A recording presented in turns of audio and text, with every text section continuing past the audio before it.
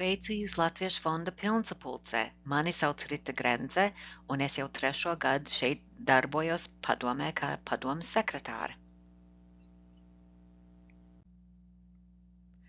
Mani pienākumi kā sekretārei līdzīgi kādi ir sekretāram citās latviešu organizācijās. Protams, es izziņoju par mūsu ikmēneša Zoom sēdēm, es pierakstu piezīmes un rakstu tad pēc tam protokols.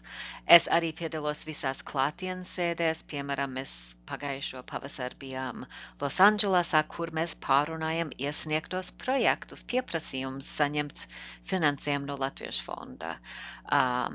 Bet man liekas, ka galvenais, ko es un citi padomas locekļi dara, ir, ka mēs pārstāvam Latviešu fondu ne tikai oficiālās reizes, bet arī ikdienā satiekoties ar visiem, kam interesē latviešu kultūra, latviešu un nelatviešu, kam interesē kaut kādā veidā vai nu veidot vai veicināt latviešu kultūras un identitātes pastāvību. Man šovasar bija jauks piedzīvojums strādāt ar Latviešu fonda pirmo vasaras praktikantu Indru Vogolu. Indra dzīvo šeit Čikāgā, es arī esmu pie Čikāgas, un tā sanāca, ka es varēju visbiežāk un visvairāk ar viņu satikties. Mēs vai nu sazvanījāmies, vai pa Zoom satikāmies, un vienreiz arī pie kafijas krūzes satikāmies, lai nodrošinātu, ka Indrai ir labs piedzīvojums, ka viņa saprot, kas no viņas sagaidīts, ka viņai darbs ir skaidrs un ka viņa var to veikt pēc iespējas patstāvīgi, bez tā, ka viņai jāsēž kādam citam blakus. Un, protams, mēs viņai uzdevām lielu darbu, kas varbūt bija pat daudz vienam cilvēkam vienai vasarai, bet Indra palīdzēja mums sakārtot mūsu arhīvus. Mēs gribam vēl vairāk viņus sakārtot, lai ar laiku no mūsu mājaslapas būtu iespējams caur vienu saiti vai kādu citu kādā citā veidā redzēt jau padarītos, atbalstītos projektus. Vai nu būs saiti uz grāmatizdevniecību, vai varbūt iespējami noskatīt filmu vai sižets no kādas filmas, vai pat fotogrāfijas no kādas izstādes.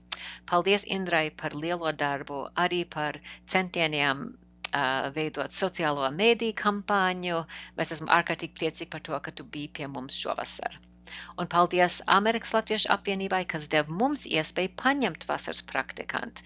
Viņu programma ir izsmeļoša un plaša, un mums ir prieks, ka tas arī attiecās uz organizācijām, kas nav tikai Latvijā.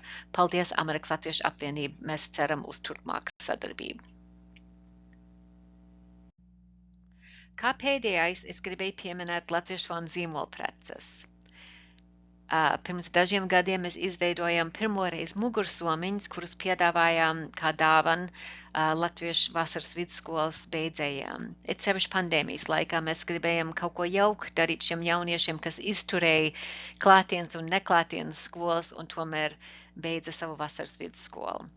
Pēc tam mēs sapratām, ka tie bija arī pievilcīgi citiem un veidojam vēl citas mugursomas un tašas, kurus piedāvājām mūsu galdā dziesmu svētkos Minnesotā, arī kongresos un Ziemassvētku tirdziņos. Pēdējais, pie kā es strādāju, ir bildē redzam tāda izolēta vīna glāze vai kafijas krūze, un arī tā manta mums ir principā izpārdot. Protams, ir jauki kaut ko pelnīt no šīm te zīmola precēm, bet ir jāsaprot, ka galvenais iemesls mums veidot tādas preces nav, lai pelnītu naudu, bet lai tiešām uzsākt sarunas ar ieinteresētiem un pacelt Latviešu fonda redzamību latviešu sabiedrībā. Paldies jums, lai labveicās!